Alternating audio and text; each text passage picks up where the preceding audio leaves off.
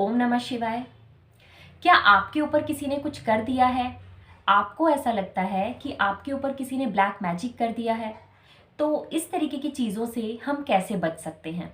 आज हम इसी टॉपिक पर बात करने वाले हैं। लेकिन इससे पहले मैं आप सभी के साथ एक बात को क्लियर कर देना चाहती हूँ कि मैं ये बिल्कुल भी नहीं कह रही हूँ कि जादू टोना या ब्लैक मैजिक जैसी कोई चीज़ नहीं होती है। मैं ऐसा नहीं कह रही हूँ, क्योंकि जिस तरीके से इस दुनिया में अच्छाई है वैसे ही बुराई भी है, जिस तरीके से पॉजिटिविटी है वैसे ही नेगेटिविटी भी है।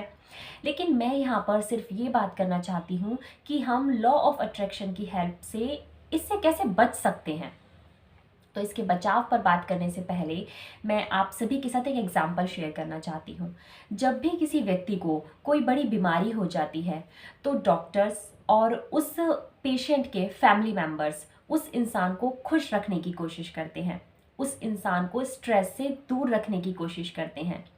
यहाँ तक कि कई बार तो डॉक्टर्स और उस पेशेंट के फैमिली मेम्बर्स पेशेंट को उसकी क्रिटिकल कंडीशन के बारे में बताते भी नहीं हैं, जिससे कि वो इंसान स्ट्रेस ना ले, वो खुश रह सके। वो उससे कह देते हैं कि बस थोड़ा सा ट्रीटमेंट होना है, थोड़ी सी प्रॉब्लम है और तुम बिल्कुल ठीक हो, तुम बिल्कुल ठीक हो जाओगे। उसकी हालत इतनी ज़्यादा ख़राब है, इस बारे में उस पेशेंट को बताया भी नहीं जाता है। किस लिए? जिससे कि वो खुश रह सके, वो पॉजिटिव रह सके। क्योंकि उस इंसान को कोई ठीक नहीं कर सकता जो इंसान खुद अंदर से ही ठीक नहीं होना चाहता। इसीलिए उस इंसान को खुश रखने के लिए उसे नेगेटिविटी से, नेगेटिव बातों से दूर रखा जाता है। तो मेरे इस एग्जाम्पल से आप समझ ही गए होंगे कि किस तरह से पॉजिटिविटी और नेगेटिविटी हमारी हेल्थ के ऊपर असर डालती है। सेम ऐसे ही ये जादू टोना या ब्लैक मैजिक, ये सब चीज़ें भी इसी तरीके से हमारी लाइफ के ऊपर असर डालती हैं। तो जादू टोना या नेगेटिविटी, ये सारी चीज़ें तो अपना असर डालती ही हैं, लेकिन फ़र्क इस बात से पड़ता है कि हम उस असर को कितना ले रहे हैं, हम उन चीज़ों से कितना डर रहे हैं।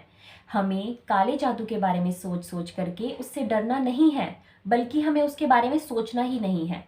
जब भी हम लगातार ऐसे सोचते हैं ना कि किसी ने हम पर कुछ कर दिया है, ये कर दिया है, वो कर दिया है, तो इस तरीके की नेगेटिव थिंकिंग से हम उन नेगेटिव चीज़ों को इनविटेशन कार्ड भेज भेज करके इनवाइट करते हैं। तो आपको ऐसा नहीं करना है। इसकी जगह पर अगर कभी आप थोड़ी बहुत नेगेटिविटी को फील कर भी रहे हैं ना, तो भी आपको उसे फील करने से बचना है। आपको खुद को समझाना है कि मैं ठीक हूँ, ईश्वर मेरे साथ हैं, ईश्वर हर पल मुझे प्रोटेक्ट कर रहे हैं, मैं सिर्फ पॉजिटिविटी को अट्रैक्ट करती हूँ। इस तरीके की बातों से आपको खुद को समझाना है और आपकी नेगेटिव थिंकिंग को बढ़ने नहीं देना है। आपको अपने अंदर से विश्वास को जगाना है। आपको ये सोचना है कि ईश्वर की ताकत सबसे बड़ी ताकत है।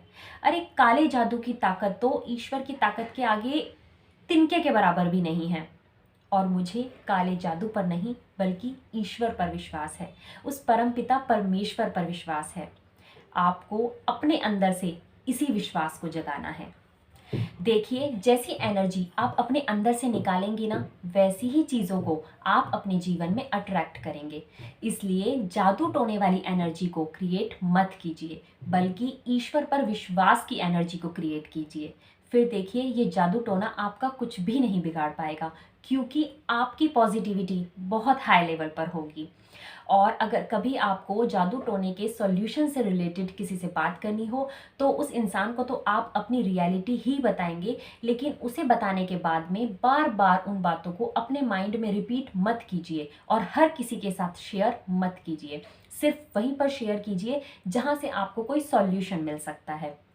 और एक बात फिर से कहना चाहूँगी कि जादू टोने पर विश्वास मत कीजिए, ईश्वर पर विश्वास कीजिए, ईश्वर की शक्ति पर विश्वास कीजिए, अपनी भक्ति पर विश्वास कीजिए। Thank you.